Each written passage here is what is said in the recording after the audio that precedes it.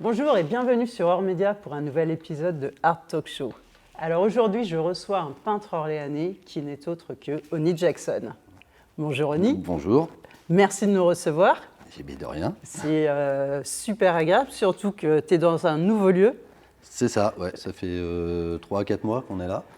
Je dis on parce qu'en fait c'est un atelier qu'on partage avec Guillaume Garrier, dont il y a les sculptures derrière là. Ok. On s'installe, on remplit. Voilà. Ouais, c'est un peu SF. Je vais te présenter évidemment pour ceux qui ne te connaissent pas, parce que j'imagine qu'il y en a. Alors Oni, tu es un peintre traditionnel qui allie la tradition urbaine et classique dans une œuvre qui convoque aussi bien Picasso que Basquiat. Tu as interrompu ton cursus académique pour privilégier un temps l'école de la rue, non moins formatrice, à travers le graffiti, et tu as finalement obtenu un diplôme de graphiste à l'école de Blois. C'est ça. C'est un métier que tu as pratiqué jusqu'en 2003, Ouais. Année où tu as cofondé la Galerie Wall à Orléans avec ton compère Guillaume Garrier, Tout à fait. qui est ici avec toi, et Thomas Vuille, alias Monsieur Chat, c'est ce que j'ai lu. À compter de 2006, tu reprends plus intensément ta peinture traditionnelle, et tu commences à élaborer un corpus personnel qui est de plus en plus exigeant, selon moi. C'est un risque. C'est la première question que je me posais, c'est pourquoi est-ce que tu as abandonné un métier sécure comme le graphisme pour te mettre artiste? Du coup, sécure, pas tant que ça, parce qu'en fait moi j'étais graphiste à mon compte. Ok. Donc j'ai toujours été à mon compte. Okay. Et alors j'ai abandonné, en fait tout s'est fait, pas tout seul, mais si tu veux, j'étais graphiste, bon ça fonctionnait. Ça marchait bien, et puis petit à petit, ça a commencé à descendre un petit peu. D'accord, ok. Donc j'avais un peu plus de temps, j'ai jamais arrêté la peinture, mais quand j'étais graphiste, je pouvais moins peindre. Ok. Donc en fait, c'est passé de l'un à l'autre, une transition quasi naturelle, on va dire. Assez graduelle. Ouais. Et pendant que tu étais graphiste, tu faisais du graphe aussi, graffiti? Moi, en fait, j'ai commencé par le graffiti. Moi, avec Guillaume, là, on a commencé à peindre donc du graffiti dans les années début 90, quoi, un truc comme ça. Ouais. Donc moi, je viens de là, en fait. Je viens du graffiti, mais graffiti entre guillemets pur, enfin des tags, des trucs comme ça, quoi.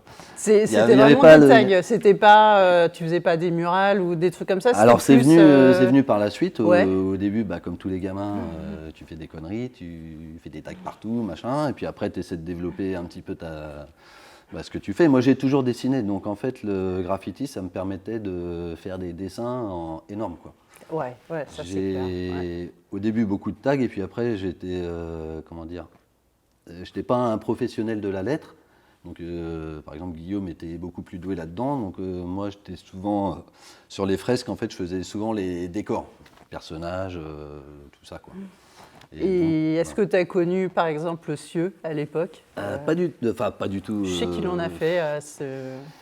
Et ma mémoire me joue des tours, mais non, moi c'était surtout c'était la grande époque. Alors je sais pas, ça va peut-être pas parler aux gens, sauf aux puristes du graffiti, mais il y avait OMW, C456 ou des gens comme ça, quoi. C'était la grande époque du graffiti. Et à Orléans, est-ce que c'était une grosse ville pour les graffeurs? Parce que j'ai l'impression de tomber de plus en plus sur des gars qui sont artistes aujourd'hui et qui faisaient du graphe à Orléans dans les années 90. Vous étiez nombreux? Après, Orléans, c'est pas une grande ville, donc c'était pas forcément une grande scène non plus. Peut-être la proximité de Paris, on avait des gars qui descendaient souvent, qui venaient. Pour la taille de la ville, il y avait du monde, quoi. Mais après, j'ai oublié la question, je sais plus. Non, mais c'est ça. Est-ce qu'il y avait une communauté en fait autour du graphe?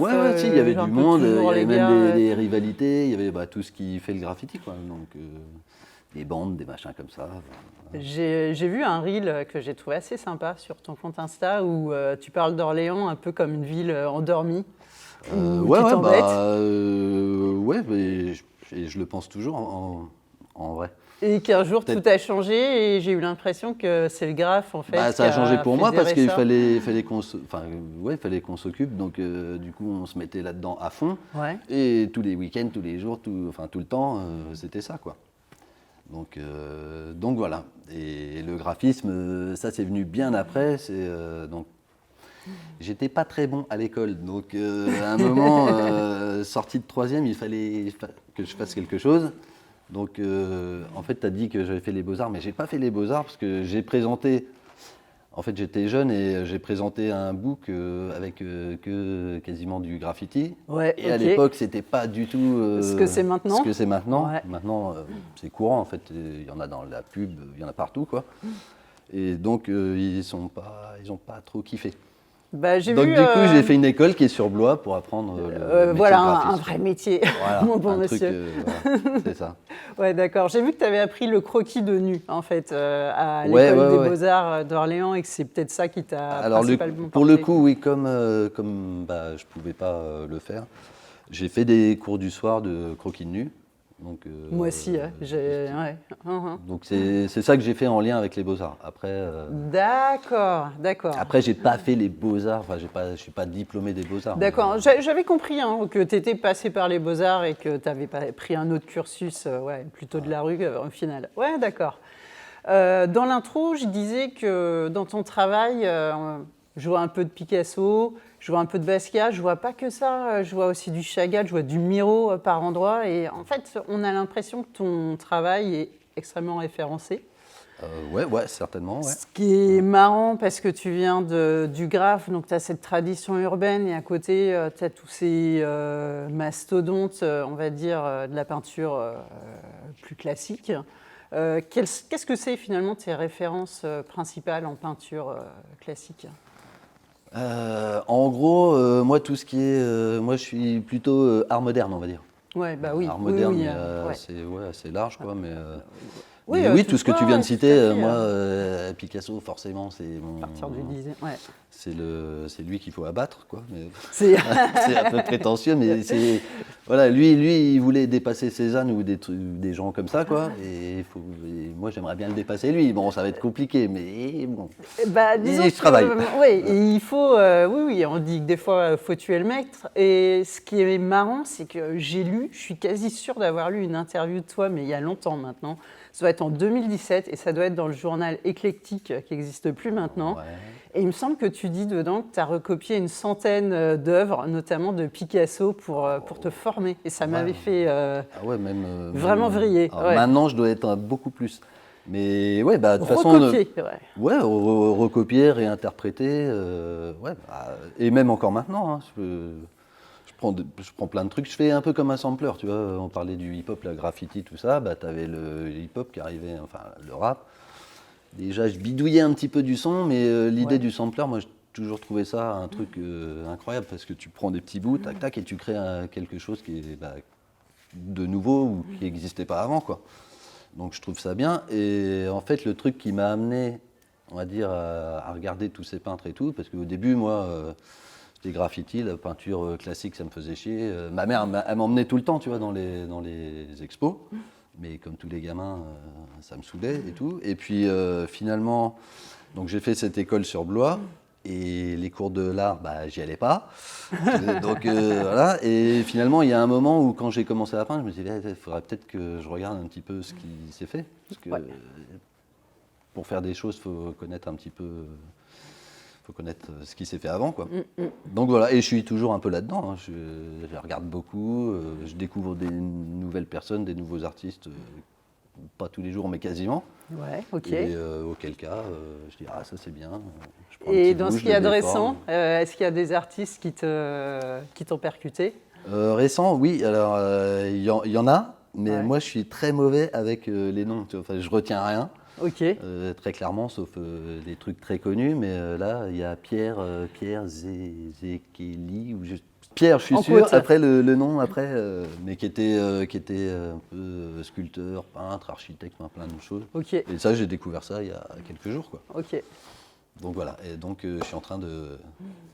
Mais en effet... de lui piquer des trucs. Oui, c'est ça, c'est que tu as vraiment le côté sampleur et il y a un côté un peu, comment dire, patchwork en fait, à des moments dans ton travail parce qu'on retrouve énormément d'influence. Et je me demandais si c'était vraiment l'aspect graphique, l'aspect formel qui te percute dans leur travail, ou s'il y a aussi un message en fait, ou une symbolique que tu trouves encore pertinente aujourd'hui pour certaines œuvres et que tu veux retranscrire dans ce que tu fais. Alors, en fait, moi, je ne suis pas un peintre du tout du message, je ne suis pas un conceptuel, mais alors, carrément pas, quoi.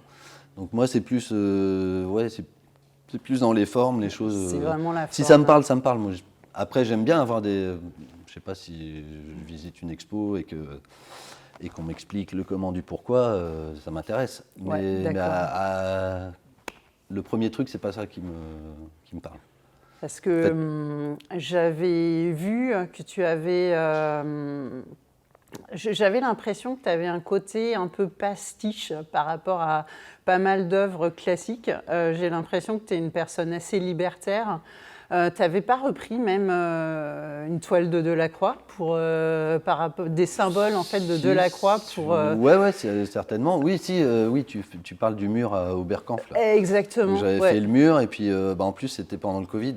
C'est ça. Et par rapport aux libertés individuelles que tu voulais défendre. Et du coup, on n'avait pas le droit de se déplacer. Bon, on l'a fait quand même. Ouais. Et du coup, ce tableau-là, je trouvais enfin, là, pour le coup, dans son message, je trouvais ça intéressant.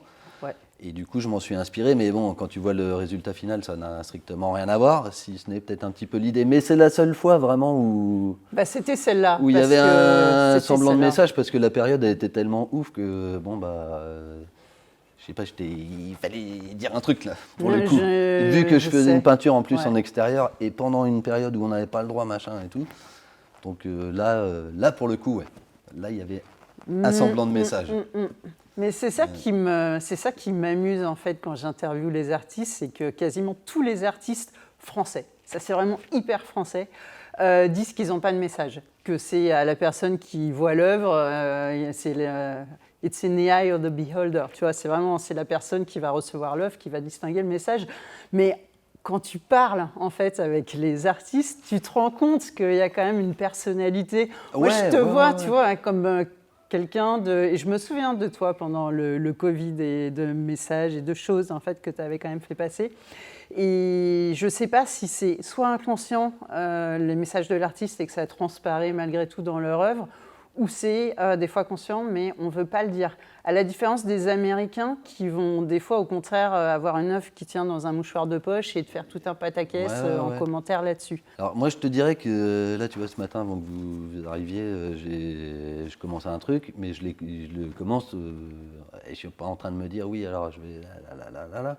En fait c'est après tu vois. Mais voilà. Je réfléchis, j'ai des idées, bon voilà. Après je peux te parler de... Oui, dans l'art, ce que j'aime, ce que j'aime pas, pourquoi. Mais quand je peins, en tout cas, je suis pas en train de dire je vais raconter ça ou je peins. Et puis voilà, après. Je comprends. Après, oui, je recherche des trucs. Là, en ce moment, j'essaie d'épurer, de dégager plein de trucs.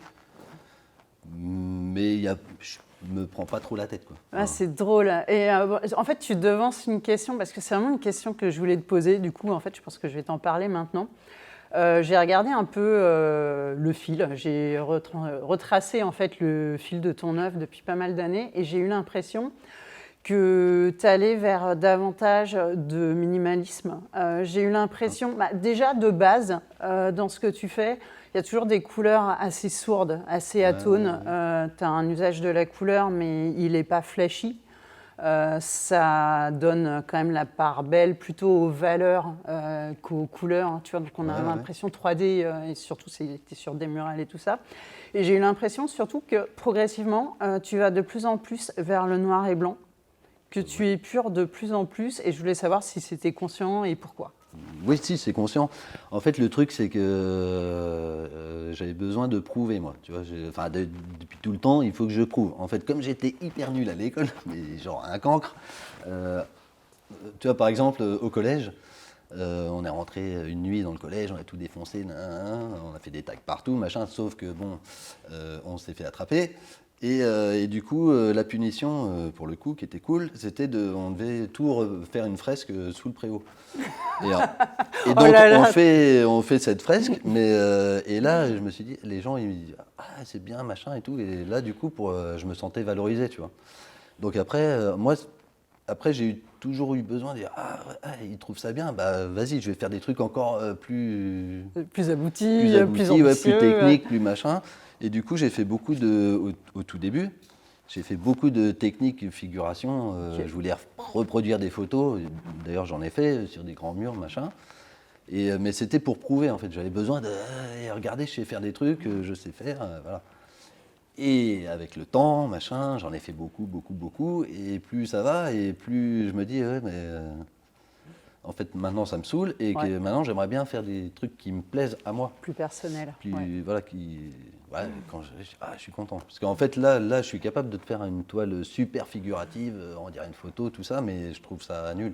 Enfin, pour moi. Voilà, ça ne te parle pas, tu as l'impression de le faire pour les autres et de te perdre un peu dedans, quoi. Exactement. Ouais. Donc je peux le faire, il faut vraiment le faire, mais c'est aussi un métier. Voilà. Mais donc c'est pour ça que j'avance vers ce que je kiffe plus. Ouais, d'accord. Voilà. Parce que justement, quand je regardais ton travail, je me suis dit, c'est un niveau formel, il y a même une grosse maîtrise, j'étais très admirative. Mais je me disais, mais le référentiel, notamment pour ton travail en couleur, qui met en exergue des formes hypercubiques, des motifs qui rappellent Picasso. Tu as des minotaures, tu as des femmes disproportionnées. Des fois, tu as des visages, au contraire, qui sont plus comme des masques, plus street, qui font penser à Basquiat, honnêtement, au niveau des... Et je me disais, c'est bien, mais tu as justement ce côté pastiche ou patchwork. Et où se situe Oni là-dedans. Et j'ai l'impression que quand je vois ton travail plus récent, noir et blanc, plus minimaliste, peut-être moins accessible, je me dis, au final, là, j'ai l'impression de trouver ce que ça peut être Oni à venir. Ouais, certainement. Mais en fait, même les pastiches ou les trucs comme ça, c'est quand même moi parce que j'ai quand même besoin, il faut que je le fasse. Enfin, je suis obligé de passer par là pour pouvoir, c'est pas me justifier, mais comment dire, c'est pour être à l'aise avec par exemple, je sais pas, la toile noire là, qui est en haut là, c'est pas facile, c'est autre chose, mais pour être à l'aise avec mon travail, j'ai besoin de savoir que je sais faire le reste. Mais oui, complètement, mais ça rejoint ce que je te disais sur les 100 œuvres que tu avais recopiées, dont tu avais parlé. Moi, j'étais vraiment très, très impressionnée. Et à la base, même pour ceux qui suivent jusqu'au bout un cursus classique aux Beaux-Arts traditionnel que tu n'as pas fait, on dit toujours qu'il faut quand même apprendre pour désapprendre, en fait. J'en parlais avec Catherine Legrand, aussi une sculptrice. Tu es obligé, finalement, de passer par une maîtrise et quelque part un respect des maîtres pour pouvoir après les pulvériser et à toi faire naître l'atome de ça. J'ai fait une rétrospective de Miro, là, je ne sais plus où c'était, enfin bref. Et là, j'ai pris une claque parce que c'était bien fait. Et du coup, tu vois son boulot au tout début, c'est prise de tête à mort, il y a des dégradés partout, enfin, c'est figuratif. Oui, c'est figuratif. Et puis quand tu finis l'expo, tu as des grands tableaux bleus là, avec un trait, un point rouge. Et je fais, ah ouais, mais je peux apprécier son tableau de la fin parce que j'ai vu le début et je sais que le mec, il maîtrise, quoi. Il peut réellement faire ce qu'il a en tête, en fait. Exactement. C'est pas de la facilité, en fait. Voilà, c'est ça le truc. C'est que souvent, on voit un truc, un tableau, il a fait un trait, un point, on dit, oh, c'est facile, machin. Mais il arrive à ça parce qu'il y a tout le travail avant. C'est la liberté. En fait, il te faut des outils, tout simplement, pour pouvoir arriver à ce que tu veux faire. Et même un truc qui est minimaliste, c'est pas que tu sais faire peu, c'est qu'en fait, tu arrives à enlever toutes les couches de ce que tu sais pour garder juste la trame essentielle qui est ta quintessence, en fait. C'est ça qui est fort, en fait. Mais je comprends que ce parcours, on a besoin de le recevoir, le parcours formel et la maîtrise qu'est la tienne, pour vraiment appréhender ce que tu fais derrière. par rapport au noir et blanc, j'ai l'impression qu'il y a eu une gradation. Je ne sais pas si je me trompe. Parce qu'au début, on a l'impression qu'on a ce travail que tu as, qui est avec la couleur, mais des couleurs plutôt sourdes, mais quelque chose qui est de l'ordre de la 3D en 2D, parce qu'il y a le cubisme, il y a les volumes qui sont toujours mis hyper en avant. Ensuite, j'ai eu l'impression qu'en noir et blanc, on avait ce côté, toujours avec des volumes, mais noir et blanc, qui donne quasiment un côté hyper minéral, sculptural à ce que tu fais, sauf que c'est... quand c'est sur du mural, c'est même encore plus dans la citation, dans la mise en abîme, parce que tu es sur du mural et tu fais une peinture noir et blanc qui fait minéral, donc en fait ça fait tout un truc. Et là on dirait que tu arrives à enlever les couches où les gros volumes ils disparaissent et on a plus du trait et du noir et blanc, et quelque chose d'épuré, je sais pas. Ouais, mais de toute façon, le truc, moi, on me demandait souvent, oui, mais c'est quoi ton style, enfin, voilà. Et le truc, c'est que justement, tu parlais du trait, et moi, je préfère on va dire, ma recherche, voilà, c'est plutôt d'avoir un trait personnel, tu vois, comme une écriture. Voilà. Et c'est en ça que le noir et blanc, c'est libérateur et ça enlève tous les artifices, parce que dès que tu mets de la couleur. En fait, c'est facile, tu vois. Dès que tu mets de la couleur, c'est plus simple, en fait, de faire de l'esbrouf et tout ça. Dès qu'il n'y en a pas, ça devient plus compliqué. Si c'est équilibré, pour que ça se tienne, que ça soit équilibré, qu'il y ait du volume et tout ça, t'as moins d'artifice, on va dire. C'est ça. Moi, c'est le rapport au volume que je trouve hyper intéressant dans ce que tu fais. C'est que tu as vraiment ce côté sculptural 3D.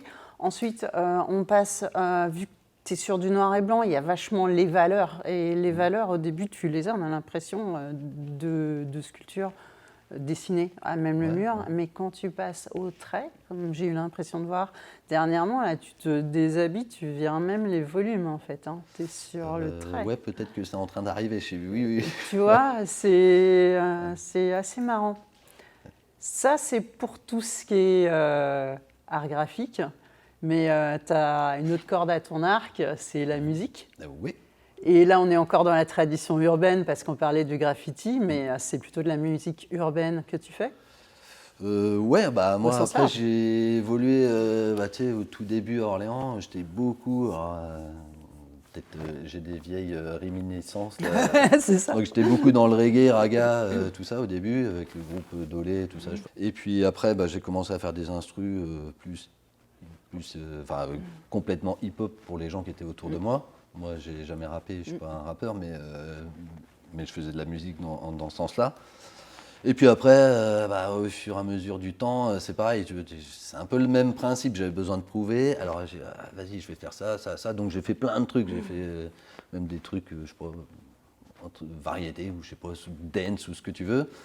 Et puis récemment, c'est pareil, c'est récent là, j'ai tout ripé, en fait j'ai tout enlevé. Je dis, parce que pareil, j'avais besoin de prouver, donc je faisais plein de choses. Voilà. Et maintenant là, j'ai gardé que en fait les derniers sons qui sortent, c'est pour le coup c'est très minimaliste, c'est plutôt c'est ça. minimal tech house ou je sais pas comment on appelle ça, bref. Mais du coup, je vais dans le même sens que la peinture, quoi. Donc j'ai tout ripé et maintenant je fais que ça me fait plaisir. En plus, honnêtement, je ne gagne pas d'argent avec la musique.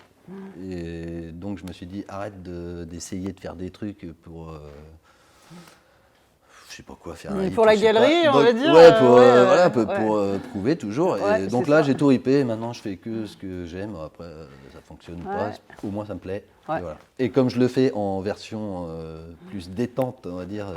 C'est bon ça aussi, hein. Donc, puis passer un certain âge, c'est bon ça oui, aussi, c'est très bien. Il y a un moment, je trouve avec la quarantaine, tu vois, les oripeaux, là, tu commences à... Voilà, tu dégages tout et puis tu te dis, vas-y, faut que je me fasse plaisir, faut que je fasse des trucs. C'est un peu, en fait, c'est un peu à ça que je pensais, c'est tout ça dont je te parlais en fait en haut, c'est que j'avais l'impression que dans ta musique, tu allais dans le même sens que dans ta peinture, c'est-à-dire vers un minimalisme.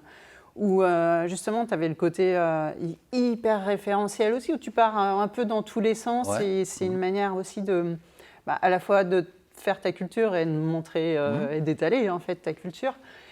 au risque peut-être au bout d'un moment soit de se perdre, même si pour toi tu te perds pas, mais un auditoire peut être un peu confus, quoi, complètement, ou des spectateurs. Il passe de ça à ça et on comprend rien. Exactement, et tout. Mais... ouais. Et là, j'ai eu l'impression qu'à partir du moment où tu vas vers ce minimalisme, tu opères aussi une fusion de l'image et du son que tu ne faisais pas nécessairement avant. C'est-à-dire que moi qui te connaissais par l'image, je ne savais pas du tout que tu faisais du son. Pépéros qui te connaissait du son ne savait pas que tu faisais de l'image.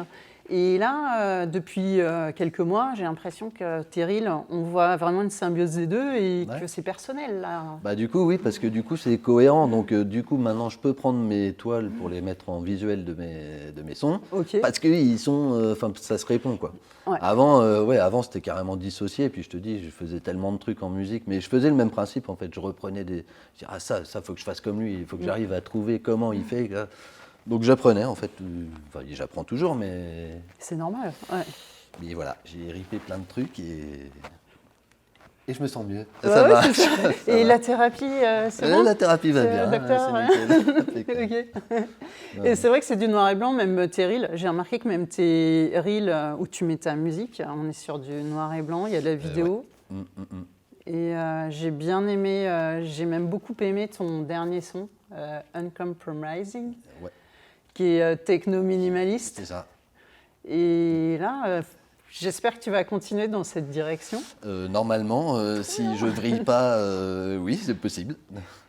T'écoutes un peu, je me demandais, quelles sont tes influences en techno-minimaliste? T'écoutes des trucs? J'écoute plein de trucs, mais c'est pareil, j'écoute tellement de trucs. Tu vois comment c'est maintenant. J'écoute Spotify. Dans la journée, j'ai écouté 20 mecs que je ne savais même pas qu'ils existaient. Donc te sortir des noms vraiment comme ça. Est-ce que tu connais Burry Hall? Non, je connais pas. Punaise, va écouter Burry Hall, mais même dès cet après-midi, tu vas adorer. Okay. Non mais je suis sûre que tu vas adorer. Et moi, j'ai trop de mal à trouver des choses que... Parce que moi, je suis l'inverse de toi, c'est-à-dire que je suis ultra monomaniaque, j'ai du mal à m'ouvrir, à être éclectique. Mais Burry Hall, c'est une obsession totale. C'est un londonien, en fait, de base, il capture des sons la nuit. Et il te les sample et c'est des nappes mais complètement tripantes. Il a même des scènes qui capturent dans des McDonald's sur la route la nuit et c'est avec des distorsions et puis en même temps tu as des petits samples qui s'étirent comme ça à l'infini. C'est un trip urbain et spatial en fait à la fois. Ça. Et lui, il est dans une esthétique hyper minimaliste, noir et blanc. Et voilà, donc ça, on pourrait le couper au montage, mais voilà, honnêtement, va voir ça, quoi. C'est cool. Hein.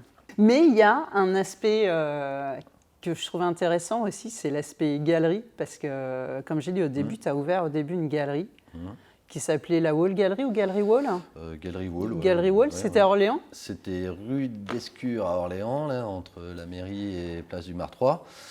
Et oui, on a fait ça. Alors, on a fait ça parce que, à cette époque-là, mais en fait, des galeries, on va dire, urbaines, dans la mouvance urbaine, quoi, il y en avait très peu, voire pas. Et au départ, on a fait ça, comme un peu tout ce qu'on fait, juste... par passion, et dire on va montrer des trucs. Voilà. Bon, après, il se trouve qu'on n'est pas des galeristes et que c'est un métier.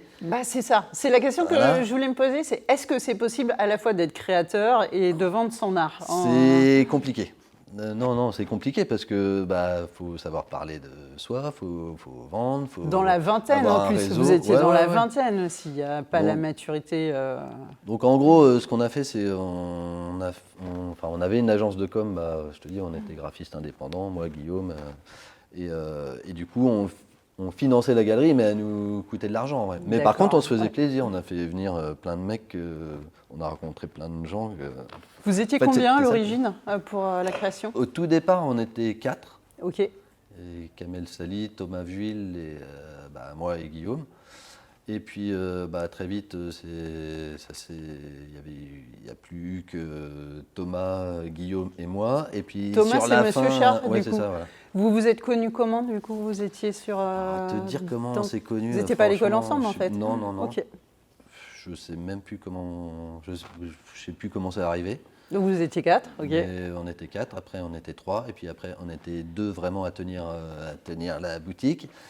Et puis après, la vie fait que faut manger, faut payer les factures, tout ça. Donc on a dit stop et donc quand on avait la galerie, on avait aussi un atelier à Oulan-Bator, des ateliers qui sont en centre-ville là. Donc c'est la rue des Carmes, c'est par là? Ouais, derrière la rue derrière l'ancien hôpital. Et puis ça, c'est un groupement d'artistes indépendants. Donc ça fonctionne tout seul, il n'y a pas d'aide de la mairie et tout ça. Enfin, ça nous convenait bien. Donc moi, je suis parti là-bas. Enfin, on est parti là-bas pendant quasiment 20 ans, avant d'arriver là. Non, ah ouais.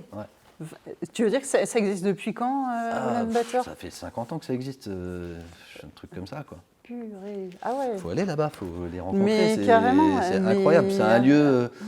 Tu vois, Bateau Lavoir, tout ça, enfin cette époque-là, on dirait que là-bas, ça n'a pas bougé, tu vois. Parce que je ne suis pas d'Orléans, je suis de Versailles et je suis ici depuis 10 ans. Et en effet, Oulan-Bator, j'en entends beaucoup parler, mais je n'avais pas réalisé que c'était une telle institution en réalité. C'est pas immense, mais ça vaut le coup d'aller là-bas. Il y a, je te dis, une dizaine d'artistes et le lieu est incroyable. En fait, c'est les anciennes laveries de l'ancien hôpital. D'accord. Donc, voilà.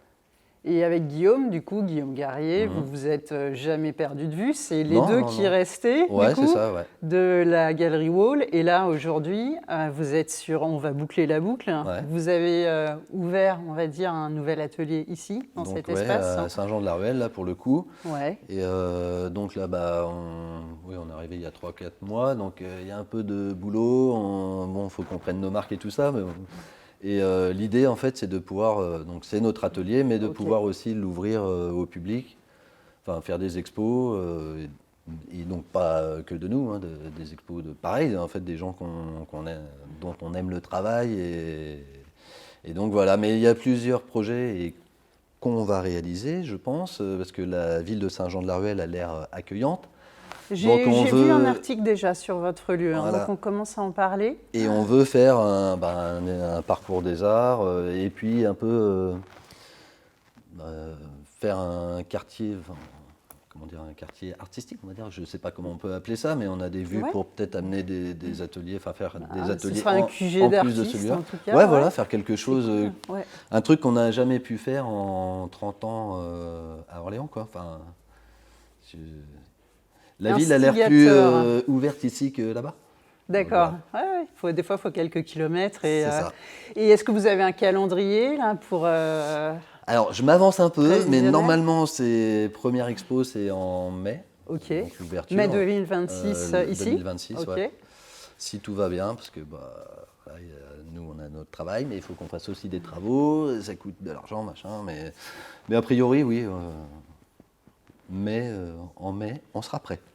Et est-ce que tu penses faire éventuellement une ouverture type un peu performance avec du son et pouvoir avoir un projet un peu, je sais pas, un multimédia et pour tout est envisageable. Mais oui, il y aura.